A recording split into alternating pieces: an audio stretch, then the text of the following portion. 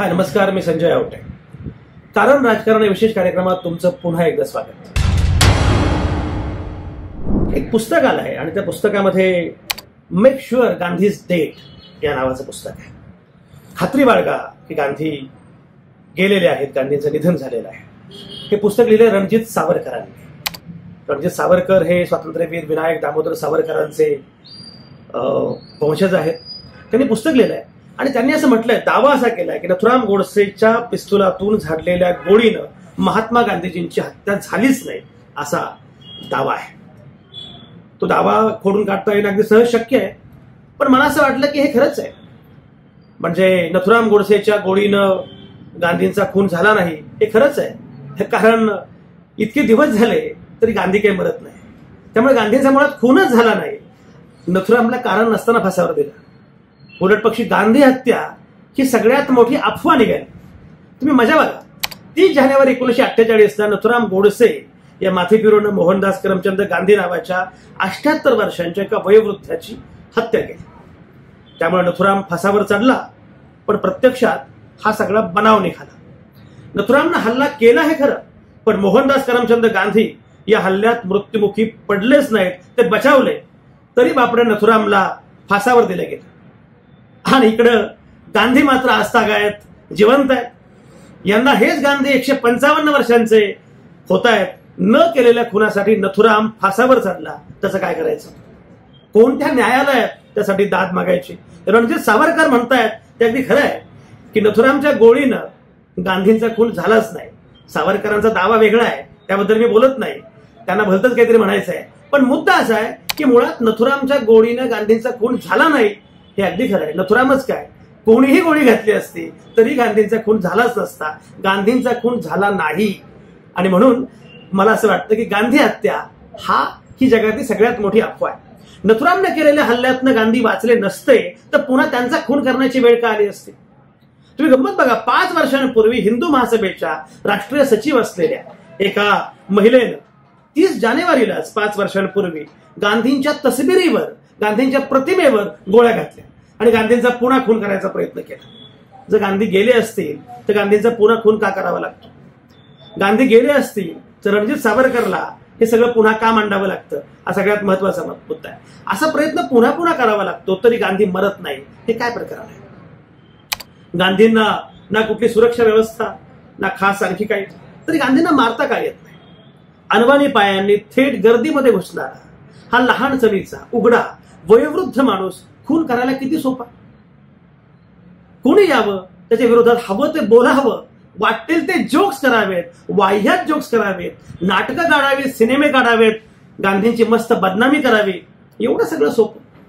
म्हणजे एवढी बदनामी अन्य कुठल्या महापुरुषाची झाली तर दंगल उसरेल, पण गांधींची मात्र बदनामी मस्तपैकी करता येते. एवढं सगळं सोपं आहे तरी गांधींचा खून का करता येत नाही? गांधी मरत का नाही? आणि बदनामी होत नाही. उलट पक्षी गांधींच्या नावानं मस्त सेलिब्रेशन सुरू असतं. तिकडे नथुराम फासावर चढला आणि इकडे हा माणूस मात्र महात्मा म्हणून मिरवतोच आहे. पूर्वी गांधी जिथे असतील तिथे अशा पत्त्यावर गांधींना पत्र जायचे. महात्मा गांधींना पत्र लिहायचं असेल तर पत्ता कुठला? तर महात्मा गांधी कधी सेवाग्राम, कधी आणखी काय, ते अखंड फिरत असायचे. त्यामुळे गांधी असतील तिथे असं पत्रावर पत्ता असायचा आणि जिथे कुठे गांधी असतील त्यांना पोस्टमन येऊन ते पत्र द्यायचा, अशी अवस्था होती. अवघा देश पिंजून काढणारा हा माणूस आजही देशभर फिरतोय. एक लक्षात घ्या, पंतप्रधान कोणी असो त्यांना शेवटी सोबत गांधींनाच घेऊन जावं लागतं. गांधींचाच हा देश आहे हे सांगावं लागतं. कधी गांधींच्या म्युझियमला भेट द्यावी लागते, कधी गांधींचं एखादं पेंटिंग कुणीतरी तुम्हाला भेट देतं.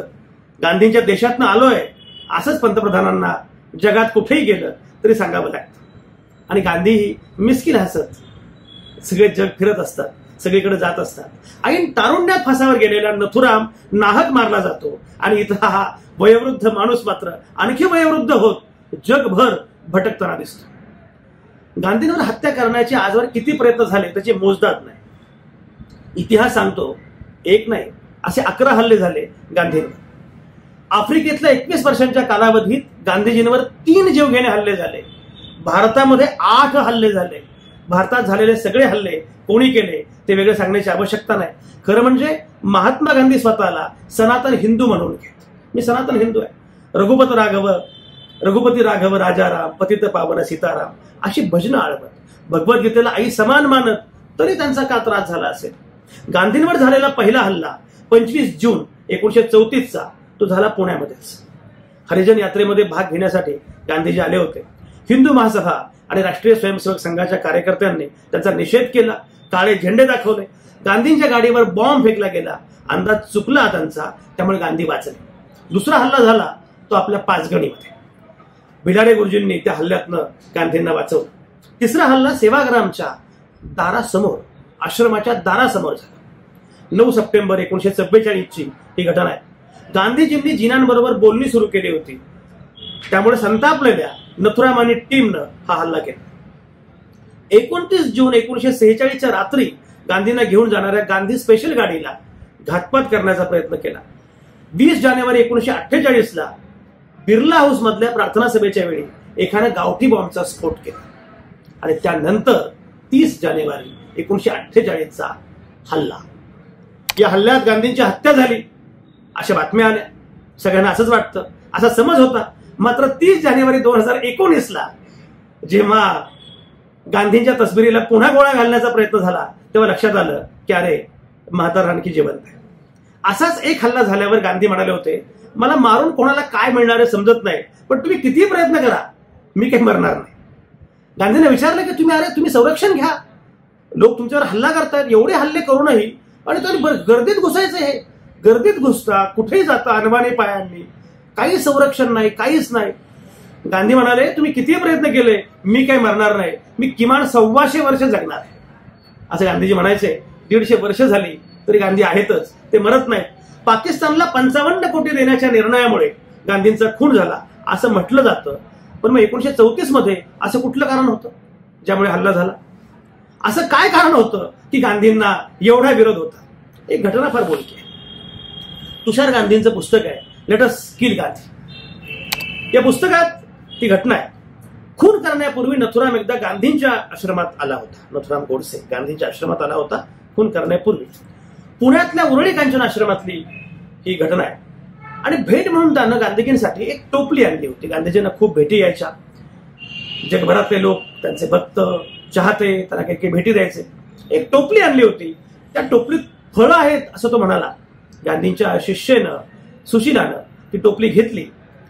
त्याला गांधीजींना भेटायचं होतं, पण बापू कामात असल्यामुळे भेटू शकणार नाही असं सुशीलानं सांगितलं. तिनं त्याला नाव विचारलं, पण त्यानं नाव सांगितलं नाही. तो अस्वस्थ वाटत होता. अखेर तो निघून गेला. नंतर टोपली उघडून पाहिली तर त्यात फळं नव्हती, जुने पुराणे फाटके जोडे होते, चपला होते. शिष्य संतापले. गांधी हसले आणि म्हणाले, उगाच संतापू नका, हे जे आहे ते विका. विकून जे पैसे येतील ते हरिजन फंडामध्ये जमा करा. तसे 4 रुपये आले ते हरिजन फंडामध्ये जमा झाले. दुसऱ्या दिवशी गांधींच्या प्रार्थनेत गांधींनी हे सांगितलं. त्यामुळे ते नथुरामला कळालं. तो भडकला. चुकून का असे ना, पण आपण हरिजन फंडाला मदत केली. ह्या कल्पनेनं तो भडकला. त्यानं आश्रमात गोंधळ घातला. हरिजन निधीला ते पैसे दान करण्याची परवानगी मी दिली नव्हती, तुम्ही ते पैसे तिकडे का दिले असं म्हणत तो पैसे परत मागू लागला. सरदार वल्लभभाई पटेल तेव्हा तिथे होते आणि प्रार्थना सभेतून नथुरामला जबरदस्तीनं बाहेर काढलं गेलं. त्याचा चेहरा मात्र सगळ्यांच्या लक्षात राहिला. 31 जानेवारी 1948ला जेव्हा तो फोटो वर्तमानपत्रात प्रसिद्ध झाला तेव्हा सगळ्यांना ती घटना आठवली की अरे हाच तो होता. मोहनदास करमचंद गांधी नावाचा हा माणूस भारतात परतला ते 1915 मध्ये. तेव्हा गांधींचं वय होतं 46. आफ्रिकेत गांधी 21 वर्ष होते. त्यानंतर ते भारतात आले. येताना आफ्रिकेतलं वलय त्यांच्यासोबत होतं, ते सक्सेस स्टोरी होती. पण त्यानंतर अवघ्या 4-5 वर्षात महात्मा गांधी देशाचे नेते होतील अशी कल्पनाही कोणी केली नसेल. तेव्हाचा देश जिथं भारत, पाकिस्तान, बांगलादेश, म्यानमार हे सगळे एकत्र होते, अशा देशाचा सर्वोच्च नेता होणं ही गोष्ट सोपी थोडीच आहे. अशा कालखंडात तेही की जेव्हा दळणवळणाची कुठली साधनं नव्हती, संवादाची माध्यमं नव्हती, आजच्या सारखं इमेज मेकिंग नव्हतं, व्यवस्थापन नव्हतं, अशा काळात गांधी देशाचे नेते झाले. फक्त नेते नाही झाले, त्यांनी अवघा देश आपल्यासोबत उभा केला. देशासोबत स्वतःला उभं केलं.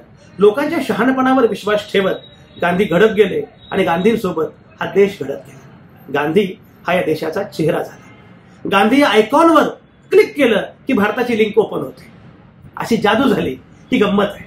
मोहनदास करमचंद गांधी नावाचा माणूस इथपर्यंत पोहोचला तेवढ्या अल्पावधीत असं मानण्याचं मात्र कारण नाही. मुळात गांधी हा मुक्काम नाही आहे. गांधी हा प्रवास आहे. महात्मा गांधी हा प्रवास आहे. गांधी हे अव्याहत बिकमिंग आहे. स्वतःवर एवढे प्रयोग करणारा, सतत बदलत गेलेला गांधी समजण्यात आपली फसगत होते. तीच मुळी आपण गांधींना स्थितिशील मानतो.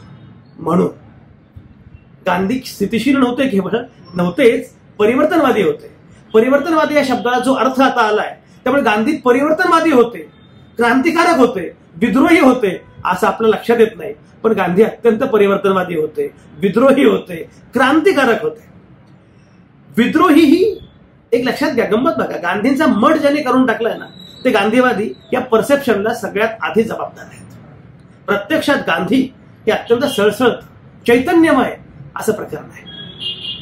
22 वर्षांनी धाकटे असलेल्या डॉक्टर बाबासाहेब आंबेडकरांना भेटल्यानंतर आंतरजातीय लग्नाशिवाय अन्य कुठल्याही लग्नाला मी हजर पण राहणार नाही अशी प्रतिज्ञा, आणि तेही त्या आंतरजातीय मध्ये एक जण तरी, नवरा किंवा बायको यांच्यापैकी एक जण तरी, त्यांच्या शब्दामध्ये गांधींच्या, हरिजन असले पाहिजे. ही प्रतिज्ञा, आणि तो शेवटपर्यंत ती प्रतिज्ञा गांधींनी पाळली. आंतरजातीय लग्न नसेल तर साध्या लग्नाला, इतर पारंपरिक लग्नांना ते कधीच गेले नाहीत. गांधी खरं म्हणजे ओरिजिनल थिंकर.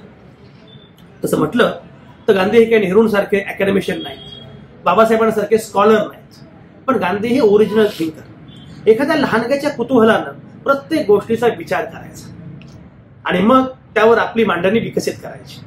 आणि सगळ्यात महत्वाचं म्हणजे हे सगळं चिंतन कृतीशी जोडायचं. कृतीशी जोडायचं म्हणजे किती किती अगदी टोकच गाठायचं. एरवी नेहमी खरे बोलावे या सुविचारामध्ये नवं काय? हा सुविचार गांधींच्या पूर्वी सुद्धा भारतीयांनी, जगानं खूप वेळा ऐकलेला आहे. पण गांधींच्या हातात हा सुविचार आला आणि त्यांची अवघी आत्मकथा सत्याचे प्रयोग झाले. या साध्या साध्या विचारांना महानपण आलं. विचार तेच होते, विचारांना महानपण आलं ते त्या विचारांच्या प्रत्यक्ष प्रयोगामुळे. मग सत्याग्रह हे शास्त्र होऊन गेलं आणि तेच शस्त्र पण झालं. ही सगळी शस्त्र आणि शास्त्र महात्मा गांधींनी विकसित केले. त्यात कोणतेही रॉकेट सायन्स नव्हतं. मोहनदास करमचंद गांधी नावाच्या सामान्य माणसानं त्याच्या साध्या आकलनातून विकसित केलेलं हे विज्ञान होतं. गांधी हा काही थोर वगैरे माणूस नव्हता. तो कोणताही ईश्वरी अवतार वा प्रेषित नव्हता. त्याचं असामान्यत्व हेच की तो निखळ, निरागस, प्रामाणिक असा सामान्य माणूस होता. आपण सकाळी काय खातो इथपासून ते शौचापर्यंत, आणि आपल्या मनातल्या प्रेमापासून ते विखार वासनेपर्यंत सगळ्याकडं तो नवजात कुतूहलानं पाहायचा. हे गांधींचं वेगळेपण होतं. गांधी हे सगळं पाहत होते, प्रामाणिकपणे नोंदवत होते, स्वतःचं शास्त्र, स्वतःची शस्त्र घडवत होते. सर्वसामान्य माणसाकडे जे अंगभूत शहाणपण असतं आणि संस्कृती परंपरेनं जे ज्ञान त्याला दिलेलं असतं तेवढंच होतं मोहनदास करमचंद गांधी या सामान्य माणसाकडे. पण चारित्र्य आणि सत्याचा आग्रह, अपार करुणा आणि प्रेम यामुळे हा माणूस निर्भय झाला. मानवी मूल्यांवरच्या निष्ठेमुळं अखंड चालत राहिला. विचार आणि कृती यांच्यातल्या अद्वैतामुळं संग्रामाचा सेनानी झाला. गांधी मजबुरी का नाही, मजबूती का नाम है. मजबुरी का नाम महात्मा गांधी म्हणतात ना, गांधी मजबुरी का नाही, मजबूती का नाम है. एवढा तो बुलंद होत गेला. त्याला कोणापेक्षा मोठं व्हायचं नव्हतं, त्याला सतत मोठं व्हायचं होतं, उंच व्हायचं होतं. मातीत रुतलेले पाय आणि तरीही आकाशाकडे फैलावलेले हात, असा हा माणूस वाढत गेला. या लहान चणीच्या माणसानं त्यातनं असं तेज मिळवलं की नवाखालीत पेटलेल्या दंगलीत हा एकटा माणूस, एकटा म्हातारा उतरला आणि अवतीभोवतीच्या ज्वालांची पर्वा न करता अनवाणी निघाला. लॉर्ड माउंटबॅटन तेव्हा गांधींना म्हणाले, त्यांनी गांधींना पत्र लिहिलं. लॉर्ड माउंटबॅटननी गांधींना पत्र लिहिलं. ते म्हणाले, प्रिय गांधी, पंजाबात आमच्याकडे 55,000 सैनिक आहेत. प्रिय गांधी, पंजाबमध्ये आमच्याकडे 55,000 सैनिक आहेत, तरीही दंगल आटोक्यात येत नाहीये पंजाबमध्ये. बंगालमध्ये आमच्या सैन्यामध्ये एकच माणूस आहे आणि तिथं दंगल पूर्णपणे शमलेली आहे. या वन मॅन बाउंड्री फोर्स बद्दल मी कृतज्ञता व्यक्त करू शकतो का? वन मॅन बाउंड्री फोर्स, एकटा माणूस, एकट्या माणसानं अवघी दंगल आटोक्यात आणली. One little man of India अशी ज्याची ओळख परदेशात करून दिली जात असेल, त्या चिमुकल्या माणसानं जग घडवलं. गांधी नावाचा माणूस असा पुन्हा पुन्हा भेटत राहतो. नव्या नव्या प्रदेशात, नव्या नव्या रूपात त्याचं पुनरुत्थान होत राहतं. कधी तो मार्टिन ल्युथर किंगच्या रूपात भेटतो आणि सांगतो आय हॅव अ ड्रीम. कधी खान अब्दुल गफार खानच्या रूपानं सरहद गांधी म्हणून भेटतो. कधी नेल्सन मंडेलांच्या वज्रमुठी उंचावत वर्णभेदाच्या विरोधात आरोळी ठोकतो. कधी गांधींचे शब्द घेऊन उसने आमचा बराक ओबामा म्हणतो with a change you believe in. Gandhi इथे तिथं नसतोच मुळे. सरकारी भिंतीवर तो दिसला तरी त्याचा पत्ता आपल्या अंतःकरणात असतो. आणि म्हणूनच कलेक्टर कचेरीत चिरीमिरी मागणाऱ्या कारकुनाला सुनावणाऱ्या तुमच्या माझ्यासारख्या सामान्य माणसातही गांधी असतो. न घाबरता सत्तेला प्रश्न विचारणाऱ्या प्रत्येकामध्ये तो असतो. कधी कधी आपण त्याला टाळतो, त्याची भेट नाकारतो, चुकीच्या वाटेनं चालू लागतो, तेव्हा तो आपली वाट रोखून उभा राहतो आणि मिस्किन हसत विचारतो काय इकडे कुठं. लगे रहो मुन्ना इथल्या बापूसारखं तो हे विचारतो आणि आपण अंतर्बाह्य चटपटतो. गांधी आडवा येतो. गांधी आडवा येतो.